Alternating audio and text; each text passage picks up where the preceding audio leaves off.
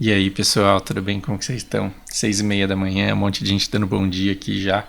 E eu não consegui nem dormir ainda. E isso é desesperador, porque eu vou ter um dia muito difícil. E o que é que a gente faz quando a gente não consegue dormir, não consegue mais nem pensar por efeitos da insônia, que a gente não consegue nem fazer sinapses direito?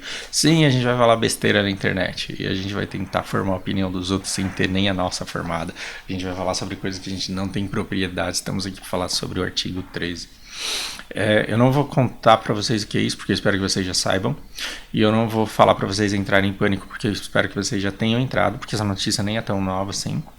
É, então, se você não sabe que treta é essa, pause aí, procure em algum lugar, escute o seu youtuber favorito falando. Provavelmente ele vai ter feito um vídeo disso, se ele for de médio para grande. E, e o que eu quero aqui é compartilhar com vocês não uma conclusão definitiva, mas as minhas reflexões até aqui. Não para que você acredite em tudo que eu estou falando, mas que você se sinta estimulado a ter as suas próprias reflexões. E como é 6:30 da manhã, eu vou dar uma viajada, mas vou dar uma viajada enorme, grande, para muito longe do assunto em si. Porque eu acho que mais importante do que entender a treta da semana, porque toda semana a gente tem uma treta, que deixa a gente com pânico, com desespero, que faz você querer tacar fogo em colchão num monte de lugar diferente. E pouco desses medos, eles de fato se concretizam. É que eu não quero falar do medo de virar Venezuela, de medo de morrer para um neonazista, porque senão eu vou enveredar no caminho, não vou voltar mais e não é isso que eu quero aqui. Mas todo dia a gente tem motivos para ter pânico, para ter medo, e assim, parece que a gente precisa disso até, e a gente vai onde o medo tá, porque a gente quer ser contagiado por ele, mas é importante você tentar entender, ter uma visão um pouco mais ampla de como funciona o mundo. Não estou dizendo que isso é possível, é muito difícil, quase impossível.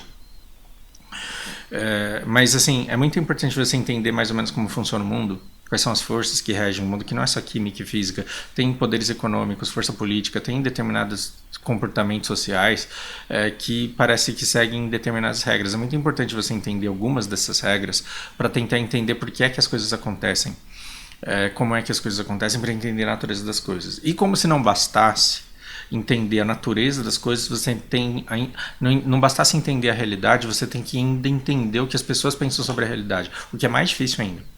Já dizia um grande investidor que ficou bilionário com investimentos que tão importante quanto entender a realidade e entender o valor de uma empresa é entender o que as pessoas pensam sobre a realidade e o que as pessoas acham que a empresa vale. É aí que você ganha dinheiro, na diferença entre a realidade e a fé.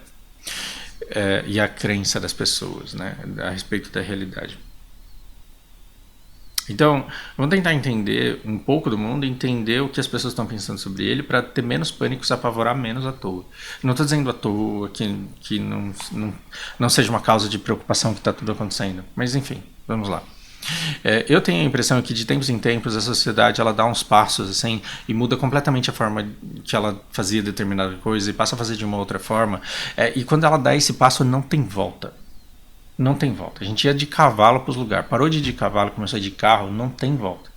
Não estou dizendo que algumas empresas não tenham sido bem sucedidas em parar de fazer carroça e começar a fazer carro, mas a tendência é que as empresas que faziam carroças é que elas simplesmente dessem lugar a empresas que inovaram no setor automobilístico, por exemplo. Só que durante o tempo áureo, toda a indústria acumulou muito capital, gerou muito dinheiro. E aí você sempre tem um milionário com muita grana, porque ele ganhou muita grana fazendo alguma determinada coisa, que de repente vê que ele não consegue mais gerar dinheiro com aquilo. E de alguma forma ele luta contra a nova forma de se fazer a coisa, tentando voltar para os velhos tempos em que ele era bem sucedido. Mas isso é uma guerra que começa perdida já. É uma guerra que começa perdida. O cara da carroça fala assim, não, mas carro polui, a gente tem que parar de fazer carro, a gente tem que voltar para carroça, a gente tem que voltar para vela, para de usar lâmpada. É uma guerra que começa perdida porque as pessoas não voltam, porque essas mudanças, elas não se revertem. Se você é um pré-adolescente, talvez você não saiba nem o que Olivetti seja, mas Olivetti era sinônimo de máquina de escrever, e era sinônimo de máquina de escrever boa. Na época que eu era criança, existia um negócio louco, tecnologia de top de linha, que era uma impressora mecânica, cara. Você apertava um negócio assim, ele dava uma porrada na folha de sulfite e imprimia elas impresso, sem energia elétrica. As pessoas pararam de usar isso porque elas começaram a usar editor de texto e impressora. Aí depois as pessoas pararam de usar impressora porque dava para mandar por e-mail. Agora as pessoas pararam de usar e-mail porque elas usam o WhatsApp. E assim, essas mudanças elas não têm volta. Tipo, uns 4 anos atrás a minha impressora quebrou por falta de uso. Aí eu pensei em arrumar ou comprar outra, mas eu falei, porra, mas já faz 5 anos que eu não uso, então pra que eu vou? Eu joguei fora e tô bem sem, e tipo, não me faz falta. Então, quando você tem umas mudanças em como as coisas funcionam, todo mundo se acostuma com uma nova tecnologia e para sempre haverá demanda dessa nova tecnologia. E mesmo que a empresa líder naquele segmento ela seja destruída por alguma força que a gente não conhece, a demanda existe. Logo, alguém aparecerá para suprir essa demanda com uma tecnologia igual ou superior ou melhor desenvolvida. Entende o que eu tô falando? Que assim, se o dono da Olivetti fosse tão rico, mas tão rico, e ele pegasse toda a fortuna dele para atacar a Dell computadores, ele poderia até destruir a Dell, o que não acabaria com a demanda das pessoas por computadores. Então uma outra empresa, fabricante de computadores, ela apareceria e falando, tá aqui, eu tô de volta no mercado. Por quê? Porque a oportunidade de lucro ela é maior do que o risco que a empresa está correndo de apanhar do dono do Olivetti. Aconteceu a mesma coisa com o Uber. O Uber ele travou uma guerra com o modelo tradicional de táxi e venceu. Podia ter perdido, sim, o Uber podia ter sumido, mas a demanda foi criada e as pessoas perceberam que elas querem um aplicativo para alguém buscar elas na casa delas, que fuja um pouco do modelo tradicional. Uma vez gerada essa demanda, mesmo que o Uber como ele existe desapareça, aparecerá alguém para suprir essa demanda que as pessoas têm por esse serviço. Então a gente tinha o ICQ. O ICQ ele sumiu, o Messenger ele sumiu. Mas por que eles sumiram? Porque outras opções apareceram para suprir a demanda que antigamente eles supriam. Se agora você acabar com o WhatsApp, você acha que as pessoas elas vão deixar de se comunicar? Não, elas vão demonstrar demanda para alguém que queira correr risco de investir num aplicativo que supra a necessidade delas, que supra a demanda delas. E assim o mundo segue. E assim a humanidade se impede de voltar para trás para aquilo que ela foi um dia. Percebe?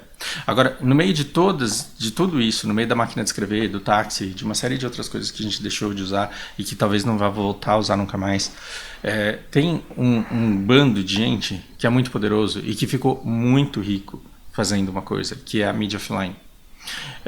Então, assim...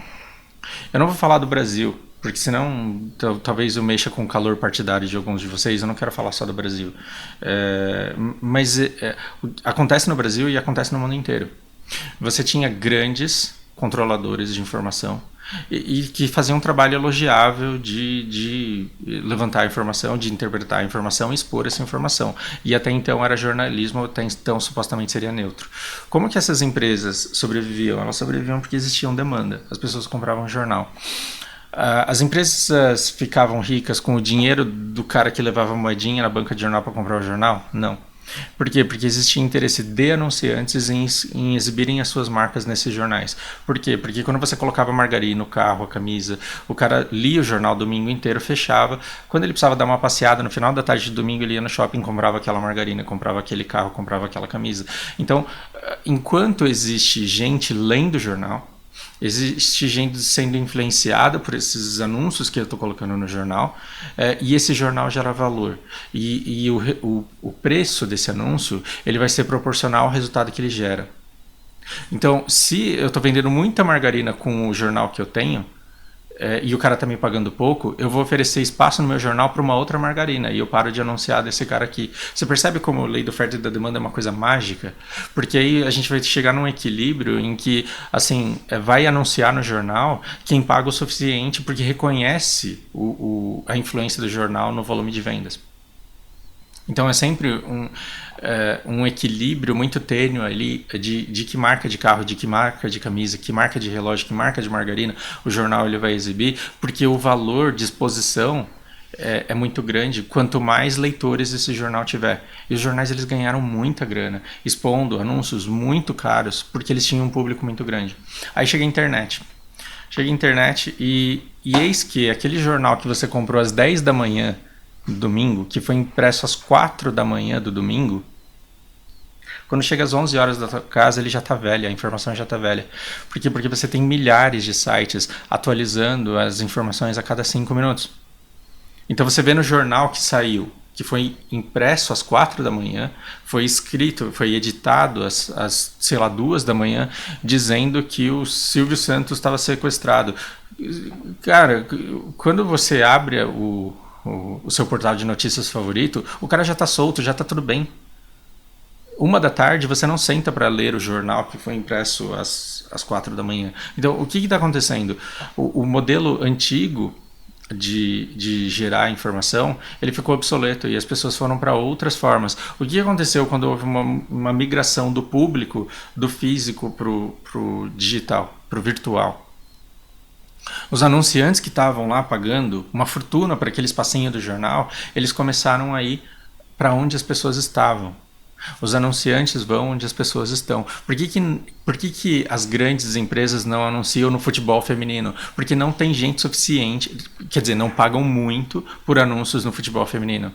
Porque não tem gente suficiente assistindo futebol feminino, porque estão vendo os machos lá correr, então vamos lá anunciar onde os machos estão correndo. Aí você coloca o símbolo da Nike na camisa do cara e você paga uma fortuna. Por quê? Porque o cara assiste aquela maravilha de espetáculo de futebol, no dia seguinte ele vai no shopping e compra um tênis da Nike, porque ele acha que ele vai jogar igual o cara que tá com o Nike exibido no peito ali. Então, o que aconteceu com a mídia tradicional?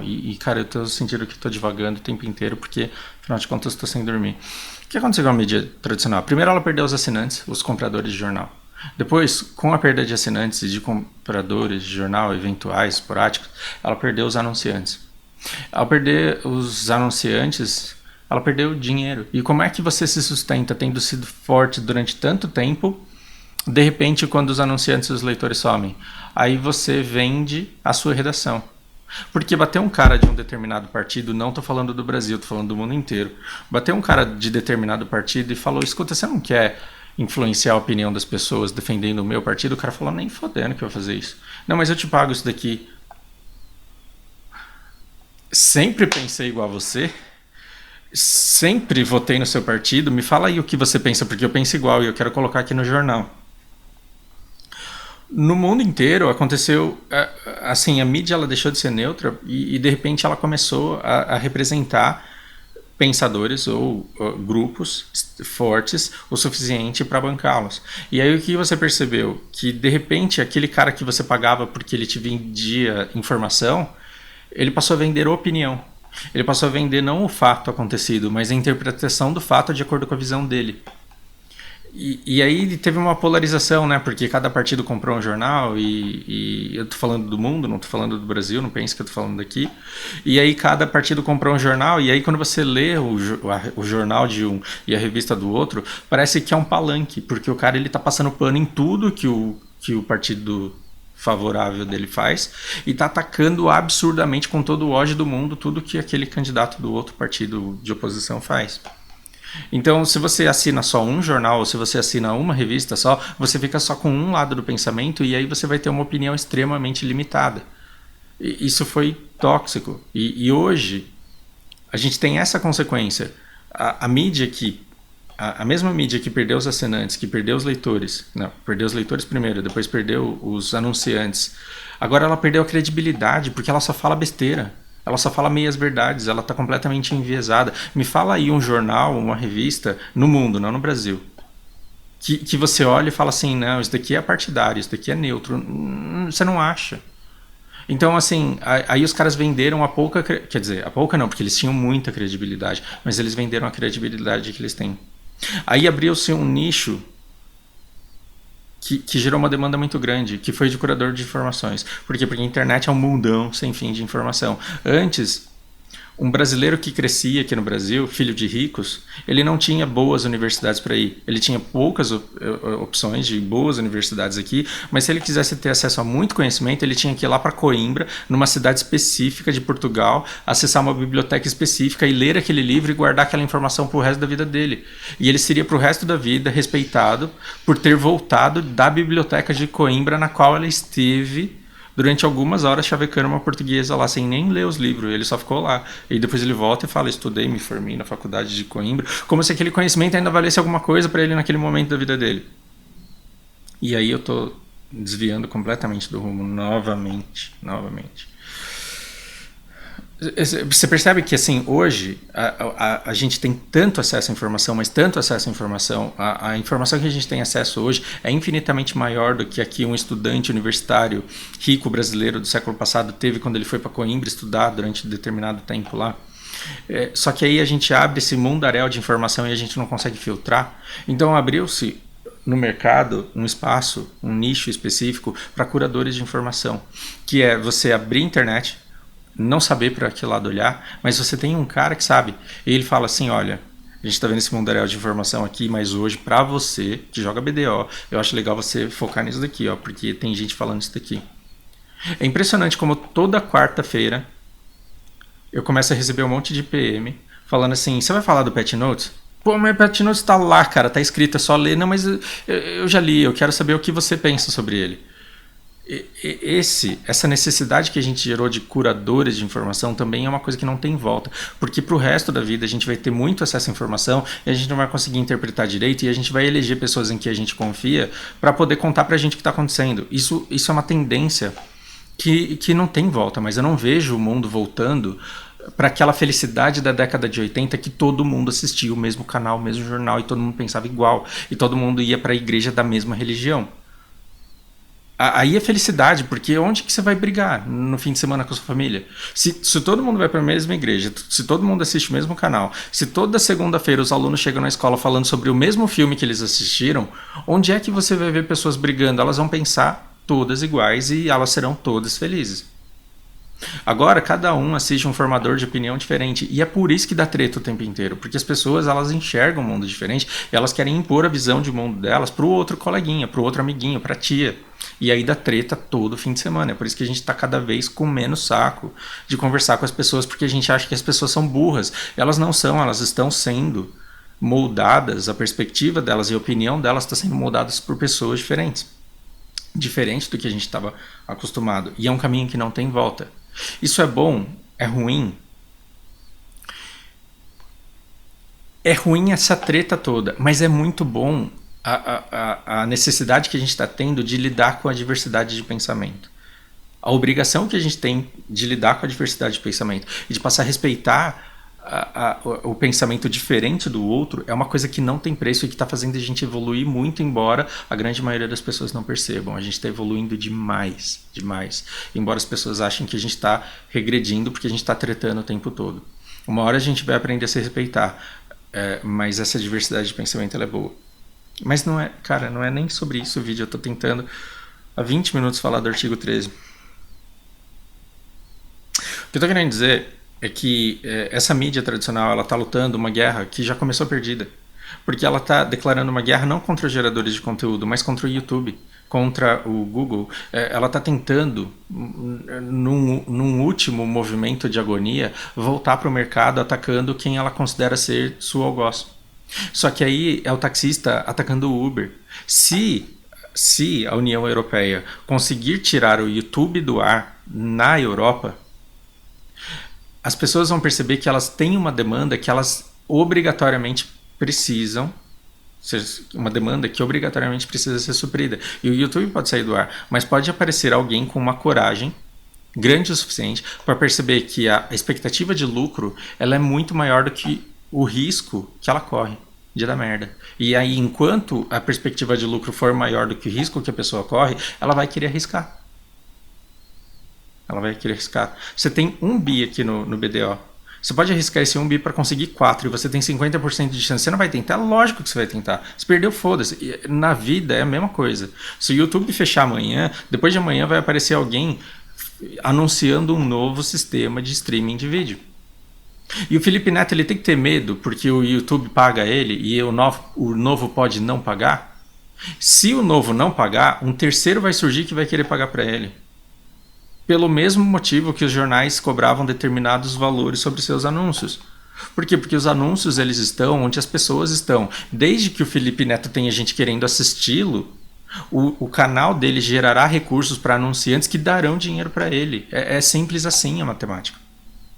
Ah, Fausto, mas você não está entendendo, porque o que os caras fizeram lá é uma lei que você simplesmente não pode mostrar o negócio.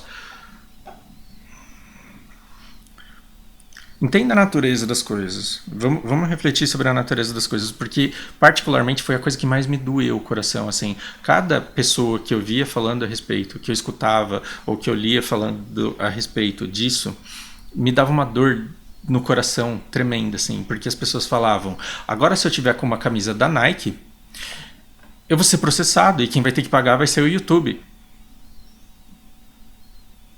A Nike, ela paga milhões para aparecer por 2 segundos no Super Bowl, no jogo de futebol que seja, no jogo de basquete que seja. A Nike paga fortunas para ter a sua marca forte exibida, para que ela continue tendo valor. Porque aí você vai no estádio, vê o cara jogando, vê aquele espetáculo de técnica no estádio, e aí o cara tá com o símbolo da Nike no peito. O que você faz no dia seguinte quando você vai no shopping comprar uma camisa para você treinar futebol? Perna de pau do jeito que você é. Você vai lá e compra uma camisa da Nike. Por que é que a Nike processaria o YouTube porque você apareceu num vídeo falando de futebol com o emblema da Nike? Eu sou fabricante de murlocs. Eu sou fabricante de murlocs. Eu vendo murloc pro Brasil inteiro. Mentira, tá? Não ligue fazendo uma encomenda não, que você vai se lascar. Eu sou fabricante de murloc, eu vendo murloc pro Brasil inteiro e eu quero que as pessoas comprem murlocs. Você faz um vídeo e usa o murloc na abertura do seu canal, fazendo ridículos sotaques, imitações baratas de sotaques ricos de outros estados brasileiros. Por que é que eu, vendedor de murloc, vou te processar porque você mostrou um murloc no seu vídeo? Me diga qual é a lógica disso. Ah, não, é porque agora se eu estiver usando um iPhone no vídeo, é contra a lei e a Apple vai me processar porque eu mostrei esse telefone no vídeo. Isso realmente faz sentido para você que assistiu as pessoas defendendo esse argumento? Porque para mim não faz.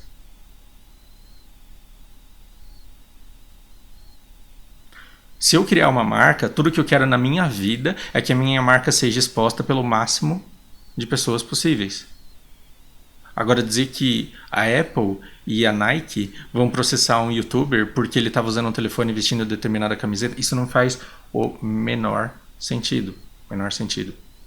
Agora, existe sim um interesse mínimo de proteção aos direitos autorais. Existe um interesse gigantesco da mídia offline de atacar a forma vigente de difusão de notícia, de informação. Sim. Não existe interesse dos anunciantes de tomar partido da velha mídia, porque, tipo, os anunciantes eles estão bem anunciando onde eles estão. Acredito eu, posso estar enganado. Mas eu não acho que alguém que patrocina vídeos no YouTube, eu não acho que um cara que investe em divulgação no YouTube, ele quer que o YouTube feche para ele poder voltar a anunciar na Globo. Não entra na minha cabeça isso também. Né? Então, o máximo que a gente vai ter aqui é uma treta de um determinado grupo contra um outro determinado grupo. E se você fechar um ou outro, você não vai ter mudado a demanda da sociedade por determinado tipo de serviço. Então, eu não acho que o streaming de vídeo vai deixar de existir, recompensando os geradores de conteúdo pelo trabalho que eles fazem. Eu não acho que, de repente, as empresas começarão a processar pessoas que colocaram o produto delas em exibição no vídeo, como eu não acho que eu, dia 1º de janeiro, vou sair matando homossexuais e mulheres e negros porque determinado presidente que tem sentimentos ruins no coração dele foi eleito. Para mim, assim, gente, você precisa entender como funciona o mundo para não cair nessas profecias de apocalipse iminente que querem que você se apavore e tome partido de determinada coisa. Porque, na minha opinião, o que aconteceu foi o YouTube se sentindo trucado e resolveu gritar 6. Ele gritou 6 disparando um monte de e-mails para os seus maiores geradores de conteúdo para dizer que ele ia quitar da Europa. E aí ele gerou todo esse frisson que muito provavelmente não dará em nada.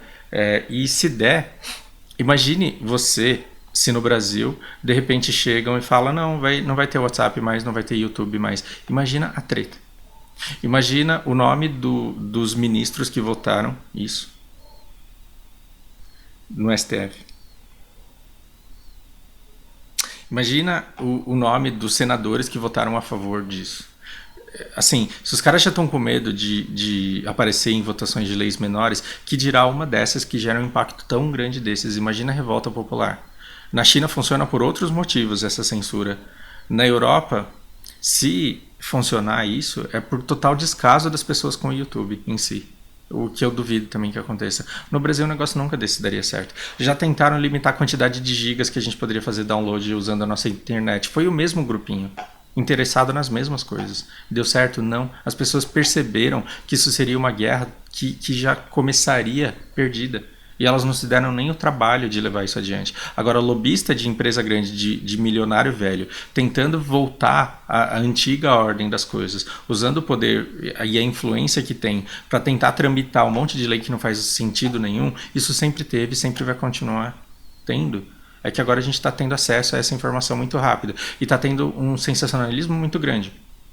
E aí os youtubers parece que eles se dividiram entre aqueles que de fato ficaram apavorados e saíram para tentar resgatar suas próprias vidas, e aqueles que perceberam, lembra que eu falei no começo do vídeo que não importa o valor da empresa e importa o que as pessoas pensam sobre ela, e que você, ao entender pessoas, você consegue gerar valor.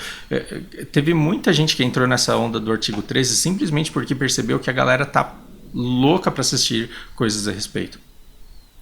Então, assim, eu acho que os youtubers eles se dividiram entre aqueles que de fato se apavoraram e aqueles que perceberam que estava todo mundo falando disso, e aí ele viu naquilo uma oportunidade de fazer o canal dele bombar para receber os views e a receita proveniente disso. Então, antes de entrar em pânico, perceba quantas pessoas estão interessadas em ver você entrando em pânico mesmo. Antes de você interpretar o que a pessoa disse, tente tentar entender por que foi que ela disse aquilo, qual é o interesse por trás daquelas palavras que foram ditas. Isso é muito importante, esse julgamento hoje em dia é muito importante. 27 minutos não é um comprimento saudável para um vídeo, já me disseram. Mas eu acho que vale, né, a reflexão. Pensem aí. Assim, eu sei lá quantos vídeos eu fiz, mas todos os vídeos que eu fiz eu tenho salvo aqui e eu guardo num HD que eu considero seguro, num backup. E se um dia der merda, eu vou encontrar uma outra forma, um outro lugar onde eu vou poder subir esses vídeos. Eu vou encontrar vocês e eu vou linkar tudo isso. Vocês vão me achar lá. Tenham medo não. O importante é a gente não deixar de existir e a gente não querer deixar de se comunicar da maneira que a gente se comunica. Enquanto houver essa vontade, vai haver oferta para suprir a nossa demanda. Acreditem nisso, porque esses caras eles parecem fortes, mas isso é uma atitude desesperada de quem sabe que já perdeu. Pensem aí e me digam o que vocês pensam. Até a próxima.